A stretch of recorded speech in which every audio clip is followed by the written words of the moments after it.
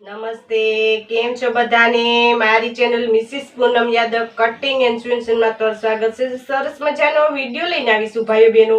જે આપણી જોડે આ રીતે જૂની સાડી પડી હોય તો તમે એમાંથી વેસ્ટમાંથી બેસ્ટ બનાવી શકો છો બહેનો. તો આ રીતે સાડી પડી હોય તો તમારે ફેંકવાની નથી, એનો રીઉપયોગ આપણે કરવાનો છે. એને સુંદર મજાની તમે ઘણી બધી વસ્તુ બનાવી શકો. તમે જોઈ શકો છો મારી આ રીતે સત્તારી વાળી આપણે પહેલા સાડી નીકળી હતી, ઈ મારી જોડે આ છે. તો આજે આપણે ન્યૂ પેટર્ન ની ન્યૂ ડિઝાઇનમાં કુર્તી બનાવતા શીખીશું. આમાંથી બહુ સુંદર કુર્તી બને છે. તમે રેડીમેડ તમને બજારમાં પણ ન મળે એવી સુંદર તમે ઘરે બેઠા આ રીતે તમારી જોડે જૂની સાડી હોય તો તેમાંથી તમે ડ્રેસ બનાવી શકો, આ રીતે વન પીસ બનાવી શકો, ન્યૂ પેટર્નમાં કુર્તી બનાવી શકો, ચણિયા ચોલી બનાવી શકો, ફ્રોક બનાવી શકો, ઘણું બધી વસ્તુ બનાવી શકો બેનો. તો આજે બહુ જોરદાર વિડીયો છે. વેસ્ટમાંથી બેસ્ટ આપણે બનાવતા શીખવાનું છે. તો મેં એક આ સાડી લીધી, તમે જોઈ શકો છો આ રીતે એકદમ સુંદર છે સાડી. તો સાડીમાંથી આપણે ન્યૂ ડિઝાઇન ને ન્યૂ પેટર્નમાં આપણે અમરેલા ઘેરમાં સુંદર મજાની ડિઝાઇનર કુર્તી બનાવતા શીખવાનું છે. તો મેં આ રીતે માપ લીધેલા છે, તમે જોઈ શકો છો આ રીતે આપણું માપ છે. તો આ મેં કુર્તી ઉપરથી લીધેલું છે. તમે પ્રત્યક્ષ માપ પણ આ રીતે લઈ શકો છો. હવે આપણે સાડીને પહેલા કેવી રીતના આપણે કટિંગ કરવું તે તમને સમજાવું, બરોબર? તો આ પલ્લુનો ભાગ છે, તમને બતાવું તે રીતે છે. તમે જોઈ શકો છો આ આપણે પલ્લુનો ભાગ છે. હવે આમાંથી આપણે પહેલા કોઠાનું કટિંગ કરવાનું છે, પછી અમરેલા ઘેર ને પછી નીચે આપણે ચપટી વાળી જે હાલમાં ફેશન છે કુર્તીની ઈ આપણે બનાવતા શીખવાનું છે સાડીમાંથી, બરોબર? તો આ રીતે આપણે પહેલા કાપડને ડબલ ફોલ્ડ કરી અને 4 પાર્ટમાં આપણે ફોલ્ડ કરી લઈએ વ્યવસ્થિત. પલ્લુમાંથી આપણે કોઠો કટ કરવાનો છે, પછી નીચેનો જે આ ભાગ છે તેમાંથી અમરેલા ને એનીથી નીચે આપણે પટ્ટી આપણે જે ચપટી વાળો ઘેર બનાવવાનો છે તે કટિંગ કરવાનો છે. હું તમને સ્ટેપ બાય સ્ટેપ સમજાવીશ કે કેવી રીતના તમારે કટિંગ કરવાનું છે. તો આ રીતે પલ્લુની આપણી ડિઝાઇન છે તે આપણે લેવાની છે. એટલે સુધી આપણી ડિઝાઇન છે તો આપણે એ રીતે આપણે કોઠાનું પહેલા આ રીતે કટિંગ કરવાનું છે. આ રીતે આપણે 4 પાર્ટમાં ફોલ્ડ કરી લીધું, તમે જોઈ શકો છો. જેટલી આપણી સાતી પહોળાઈ આવી જાય એટલું આપણે કાપડ ફોલ્ડ કરવાનું. આમાં ઘટતું હોય તો તમારે આ રીતે ફોલ્ડ કરવાનું, બરાબર? તો હું જોઈ લો મારે કેટલી આવે છે. મારે 32 ની સાતી પહોળાઈ છે, બરોબર? એટલે 8 આવશે. આપણે ફિટિંગ માટે ટોટલ આપણે 10 જોઈએ. તો તમે જોઈ શકો છો મારે 11 આવે છે આ રીતે. તો આપણે પરફેક્ટ રીતે કાપડ વધશે પણ ઘટશે નહીં. એટલે આપણે આ રીતે કટિંગ કર. તમારે વધારે હોય એવી સાઈઝનું તો તમારે આ રીતે ફોલ્ડ કરવાનું છે, બરોબર? એ ખાસ ધ્યાન દેજો. હવે આપણે બધાય માપ લઈને આપણે કટિંગ કરીએ. હવે આપણે પહેલા લંબાઈ લઈ લઈએ. તો આપણે કોઠાની લંબાઈ છે 13.5, તો આપણે 14.5 1 ઇંચ વધારે લેવાનું છે, બરોબર? તમારી જેટલી કોઠાની લંબાઈ હોય ટોટલ આપણી કુર્તીની લંબાઈ 44 ઇંચ થશે, બરોબર? તો એમાં એ રીતે આપણે આ આપણે 13 છે એને બાદ કરી ને પછી આપણે ઘેર બનાવીશું ને એ રીતે આપણે નીચેનો પટ્ટો બનાવીશું, બરોબર? એ રીતે તમારે એમાં ડિવાઈડ કરતું જવાનું છે ને એ રીતે તમારે કટિંગ કરવાનું છે. તો આપણે આ 13.5 ની કોઠાની લંબાઈ છે, બરોબર? આપણે જે શોલ્ડરના ભાગેથી તે કમરના ભાગ સુધીની એને કોઠો કહેવામાં આવે છે. એટલું માપ તમારે લેવાનું છે. મેં તે પ્રમાણે લીધેલું છે.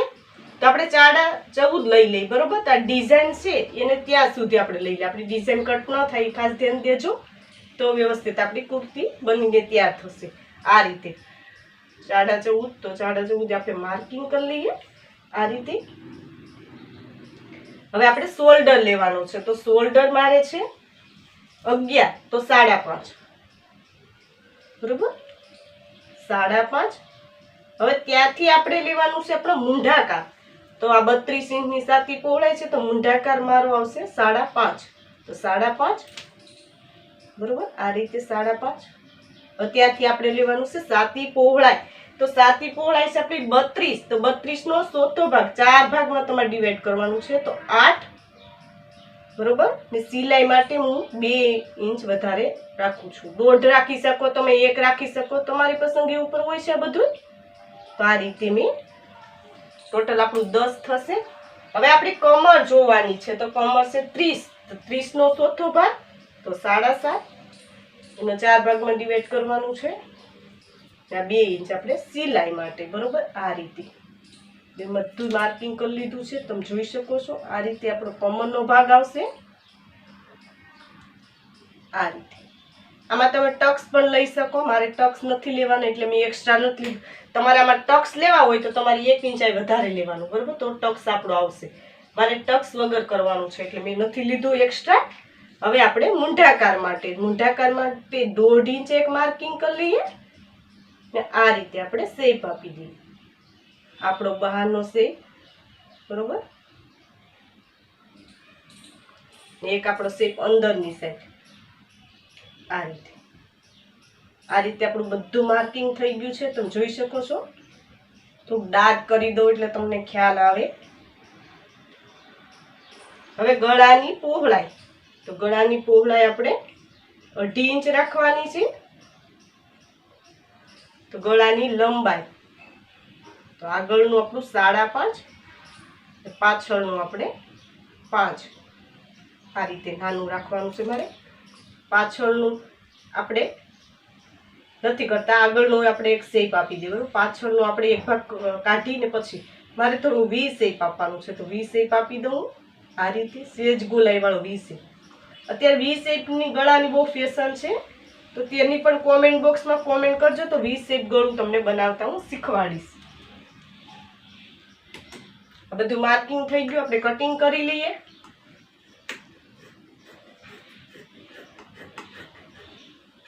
આ રીતે પહેલા આપણે એક્સ્ટ્રા કાપડ આપણું હટાવી દઈએ.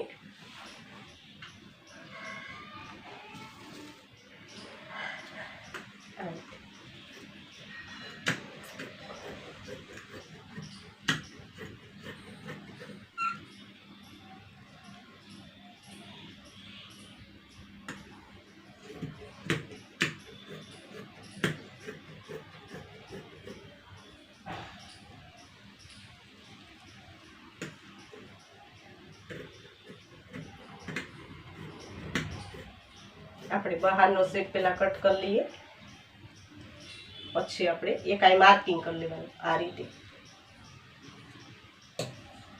માર્કિંગ કરી લીધું. હવે આપણે આ ભાગને આપણે બહાર લઈ લઈએ. આ રીતે હવે આપણો આગળનો ભાગ છે તેને આપણે કટ કરી લઈએ.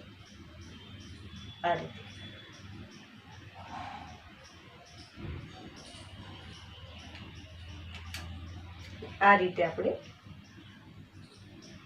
જે વી શેપ ગળું છે એ કટ કરી લઈએ.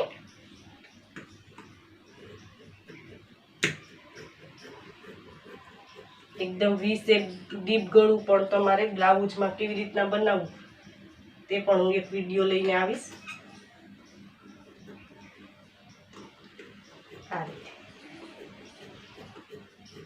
આ રીતે આપણે શેપ કટ કરી લીધો. તમે જોઈ શકો છો આપણો આ ભાગ એક તૈયાર થઈ ગયો. આપણો આગળનો ભાગ તૈયાર થશે. આ રીતે આ આપણો પાછળનો ભાગ છે, તો પાછળના ભાગમાં પણ આપણે ગળાનું શેપ આપી દઈએ. આ રીતે ગોળ ગળું બનાવવાનું છે, તો આપણે ગોળ શેપ આપી દઈએ. આ રીતે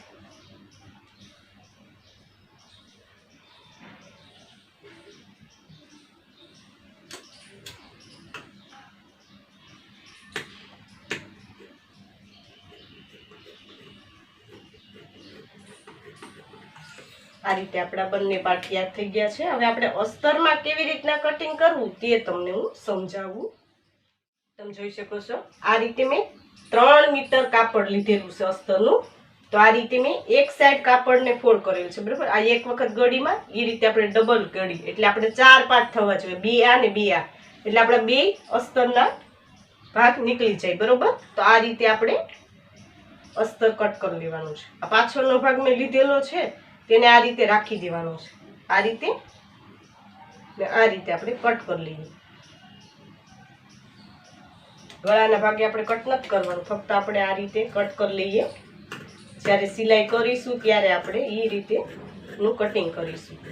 બુકરમ રાખી ને પછી ફિનિશિંગ લઈને પછી આપણે કટ કરીશું.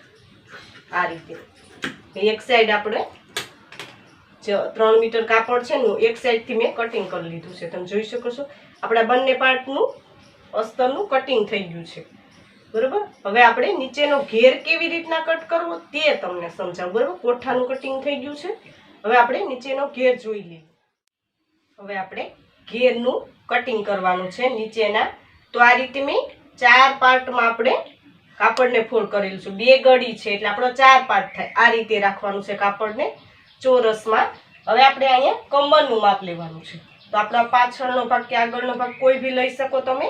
તો આ રીતે તમારે રાખી દેવાનું છે. આ રીતે જેટલી આપણી કમરનો ભાગ છે તે આપણે આ રીતે ક્રોસમાં રાખી દેવાનું છે. અહીંયા આપણે અમરેલા ઘેરમાં લગાવવાનું થશે. બરાબર. આ રીતે માર્કિંગ કરી લઈએ. બધી જગ્યાએ આપણે એક સરખું માર્કિંગ આવવું જોઈએ લંબાઈ. બરાબર. તો જોઈ લઈએ આપણે 6.5 6.5 6.5 આ રીતે ટોટલ આપણે 9.5 થવું જોઈએ. તમે જોઈ શકો થોડુંક આપણે વધારે થાય છે તો થોડુંક આપણે ઓછું કરી દેવાનું છે. બરાબર. આ રીતે ઉપર લઈ લેવાનું છે. આ રીતે ટોટલ આપણી કમર છે એનો આપણે બીજો ભાગ લેવાનો છે. આ આપણો ટોટલ આપણો ચોથો ભાગ થશે પણ આપણે આ જે એક પાર્ટમાં લીધું એટલે આપણે ટોટલ આપણો બીજો ભાગ થવો જોઈએ. આ રીતે મેં લઈ લીધું. હવે આપણે જે માર્કિંગ કરેલું છે ત્યાંથી આપણે લંબાઈ લેવાની છે.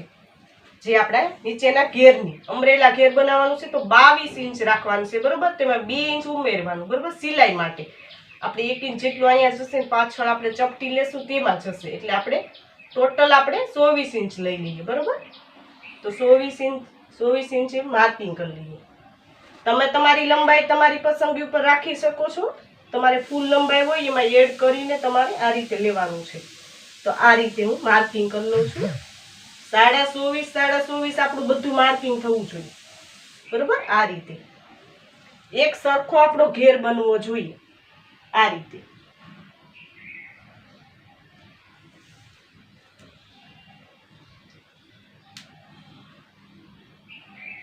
આપણે બધી જગ્યાએ માર્કિંગ કરી લઈએ. આ રીતે બધી જગ્યાએ મેં માર્કિંગ કરી લીધું. બરોબર. અને આપણે જોઈન્ટ કરી લઈએ. માર્કિંગ એક સરખું આવવું જોઈએ. એમાં વધઘટ ન થવું જોઈએ. આ રીતે હવે તમને હું કટિંગ કરીને બતાવું. આ રીતે આ આપણો કમરનો ભાગ થશે. આ આપણું નીચેના ઘેરનું માપ કટિંગ થશે. આ રીતે આમાં તમે ક્રોસમાં પણ રાખી શકો. આ રીતે મેં બતાવ્યું તે રીતે પણ રાખી શકો. બરોબર.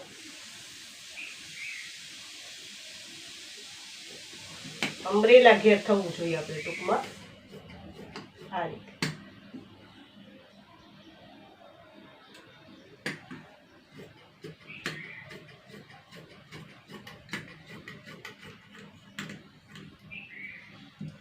આ રીતે આપણા નીચેના ઘેરનું કટિંગ થઈ ગયું છે. તમે જોઈ શકો છો સુંદર મજાનું આ રીતે થશે. એકદમ ઘેરદાર આપણો ઘેર બનશે. આ રીતે હવે આપણે એને નીચેની પટ્ટી આપણે જે નીચેનો બનાવવાનો છે ઘેર અહીંયા ચપટી લગાવીને પટ્ટો ઈ તમને બતાવું કે કેવી રીતના બનશે. હવે આપણે નીચેની ચપટી વાળો ભાગ કટ કરવાનો છે. નીચે આપણે અમરેલા ઘેર કટ કરેલું છે ને તેમાં નીચે આપણે ચપટી લેવાનું છે. તો એમનો પટ્ટો કટ કરવાનો છે. મેં 3 ગળી કરી છે એટલે 6 પાર્ટ થયા. તમે જોઈ શકો છો 1 આ 2 આ 3 આ 4 ને 5 ને 6 જેટલી સાડીનો નીચેનો પટ્ટો વર્ક વાળો છે એ બધો મેં ફોલ્ડ કરી લીધો છે. બરોબર. જેટલું વધારે કાપડ એટલી વધારે ચપટી આવશે તો સુંદર આપણો ઘેર બનશે. અને ચપટી વાળી સુંદર મજાની અમરેલા ઘેરમાં ન્યૂ ડિઝાઇન ન્યૂ પેટર્નમાં તમારે કુર્તી તૈયાર થશે. તો આ રીતે તમારે જેટલું કાપડ હોય એટલું તમારે રાખી દેવાનું છે. કેમ કે આપણે ચપટી લઈ ને અમરેલામાં ફરતો આપણે આ રીતે ચપટી વાળો ઘેર બનાવવાનો છે. તો એની લંબાઈને બતાવી દઉં તમને. પહોળાઈ આપણે મેં કીધું પ્રમાણે રાખવાની છે. મારે 9 ઇંચ રાખવાની છે. તો ટોટલ હું 10 લઉં કેમ કે 1 ઇંચ આપણે સિલાઈમાં જશે એટલા માટે. તો આ રીતે મેં કાપડને ફોલ્ડ કરી ને આ રીતે આપણે માર્કિંગ કરી લેવાનું છે. તમારે જેટલી આમાં લંબાઈ વધારે રાખવી એટલી તમે રાખી શકો.